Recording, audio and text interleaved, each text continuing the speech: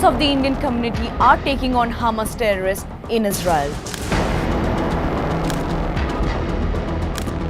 About 206 reservists have been called for duty.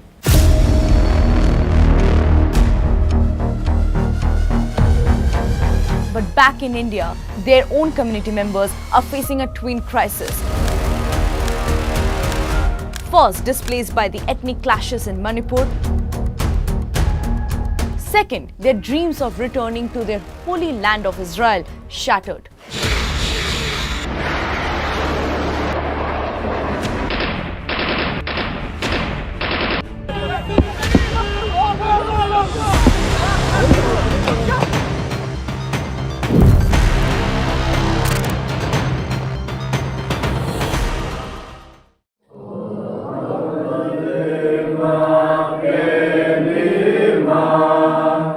Members of the Menashe community living in Manipur and Mizoram claim descent from one of the 10 biblical lost tribes of Israel. Their sole goal is to attain Aliyah, that is, to return to the Holy Land. But with the war raging in Gaza, their dream seems elusive.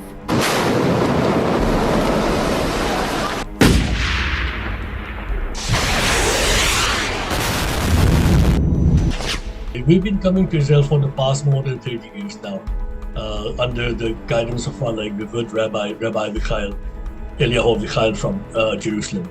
Aliyah started in the, early 1990s and then it's gone on to this day. Of course, there is a definite government policy to bring us here, but then of course things have been mired in bureaucracy and delays and all those things which we all are very, very familiar with. So at this point of time, we have to understand one thing is that we have compulsory conscription here. Anybody from the age of 18 to 21 has to serve in the IDF. That is there. And most of our boys do serve in that. The ones in the IDF, we cannot talk to them because they are prohibited from communicating outside.